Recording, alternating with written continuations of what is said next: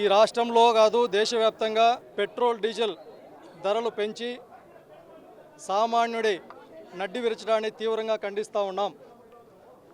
మరి సామాన్యుల పక్షాన ఈరోజు ఈ రాష్ట్రంలో వైఎస్ఆర్ కాంగ్రెస్ పార్టీ అధ్యక్షులు జగన్మోహన్ రెడ్డి గారి నాయకత్వంలో ఇవాళ అనంతపురం జిల్లాలో పెద్ద ఎత్తున నిరసన కార్యక్రమాలు చేపట్టడం జరిగింది. మరి ఈ సందర్భంగా చంద్రబాబు నాయుడు గారికి సూటిగా అడుగుతా ఉన్నాం.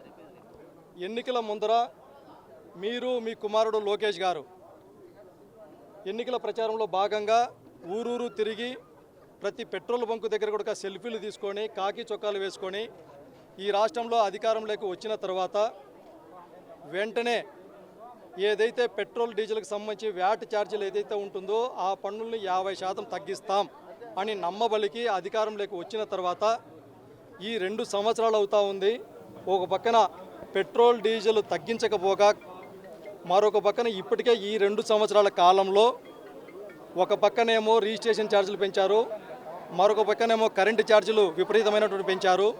మరి ఇటువంటి పరిస్థితుల్లో సామాన్యమైనటువంటి ప్రజలకు మీ ప్రభుత్వంలో ఒక పక్కన సంక్షేమ పథకాలు లేవు, అభివృద్ధి లేదు, మౌలిక సదుపాయ కల్పన లేదు.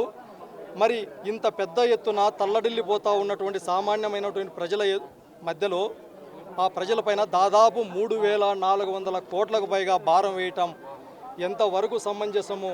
ఇది మానవత్వమేనా అని చంద్రబాబు నాయుడు గారిని ఈ విధంగా సామాన్య ప్రజల సందర్భంగా వైఎస్ఆర్ కాంగ్రెస్ పార్టీ నాయకులుగా అడుగుతూ ఉన్నాం.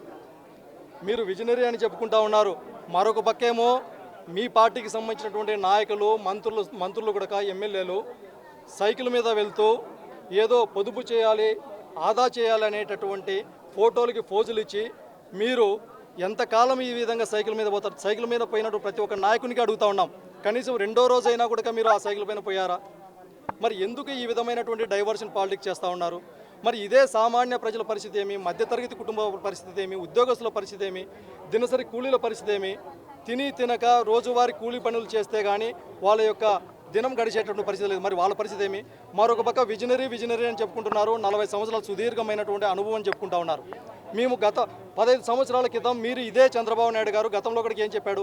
పిల్లల్ని కనద్దండి అని చెప్పి నెత్తి నోరు కొట్టుకొని చెప్పా, భవిష్యత్తు బాగుంటుందని చెప్పా. అదే 15 సంవత్సరాల తర్వాత ఇవాళ పిల్లల్ని కనండి భవిష్యత్తు బాగుంటుందని చెప్తున్నారు. ఇదేనా మీ విజనరీ? మీకు మాత్రం లోకేష్ గారు ఒకటే కుమారుడు, లోకేష్ గారికి మన దేవాంశ్ గారికి ఒకటే కుమారుడు. మరి మీరు మాత్రం ఇంగ్లీష్ మీడియాలో ఫారిన్ లాంగ్వేజ్లో అన్నీ చదవాలా, మా బిడ్డలు మాత్రం ఇక్కడే ఉండాలా? మరి విజనరీ అని చెప్పుకునేది మీరు 15 సంవత్సరాల క్రితం ఈ రాష్ట్రంలో 2020 సంవత్సరం వచ్చేసరికి ఈ రాష్ట్రం అనేటటువంటి ఈ దేశంలోనే కాదు ప్రపంచంలో నెంబర్ 1గా ఉంటుందని చెప్పినారా లేదా? మరి ఇవాళ 2020 కాదు 2026 వచ్చింది. 2026లో కూడా ఇవాళ కూడా ఈ రాష్ట్రంలో మీ ప్రభుత్వ హయాంలో ఇప్పటికి కూడా సామాన్యటువంటి రైతు ఇవాళ ఒక బస్తా యూరియా కోసం పడిగాబులు కాస్తున్నాడు రోడ్డు మీద క్యూ లైన్లో ఉండి. సామాన్యటువంటి మహిళలు రేషన్ బియ్యం కోసం ఇవాళ క్యూ లైన్లలో రోజుల తరబడి నిలబడుకుంటున్నారు. మీరు ఇదేనా విజనరీ? ఇదేనా సుదీర్ఘమైనటువంటి అనుభవం? మరి ఇవాళ మా నాయకుడు జగన్మోహన్ రెడ్డి గారు ముఖ్యమంత్రిగా ఉన్నప్పుడు జగన్మోహన్ రెడ్డి నాయకత్వంలో ఈ రాష్ట్రంలో ఏ ఒక్క పేదవాడు కానీ ఏ ఒక్క పౌరుడు కానీ తన గుమ్మం దగ్గరికే వచ్చినటువంటి చరిత్ర, అధికారులు కానీ నాయకులు కానీ సంక్షేమ పథకాలు కానీ అభివృద్ధి కానీ ప్రతి ఒక్కరికి కూడా వాళ్ళ గుమ్మం దగ్గరికి ఇచ్చేసినటువంటి చరిత్ర జగన్మోహన్ రెడ్డి గారిది. మరి ఇవాళ చంద్రబాబు నాయుడు గారికి అడుగుతా ఉన్నాం, మీ పార్టీ నాయకుల చుట్టూ మీ పార్టీ కార్యకర్తల చుట్టూ ఇవాళ గ్రీవెన్స్ డేలు పెట్టి వేల కొద్దీ అర్జీలు ఇప్పించుకునేటువంటి పరిస్థితి. ఇదే ధర్మం, ఇదే న్యాయం? పేదవాడి పక్షాన ఇది మీరు నిలబడేటటువంటి విధానం ఇదేనా అని సందర్భంగా అందుకే పెంచినటువంటి ఏదైతే గతంలో మీరు ఎన్నికల ముందర చెప్పారో ఆ పెట్రోల్ డీజిల్ తగ్గించడంతో పాటు ఈ మధ్యకాలంలో పెంచినటువంటి పెట్రోల్ డీజిల్ ధరల్ని తగ్గించేంత వరకు కూడా వైఎస్ఆర్ కాంగ్రెస్ పార్టీ ఆధ్వర్యంలో పెద్ద ఎత్తున ఉద్యమం చేపడతాం.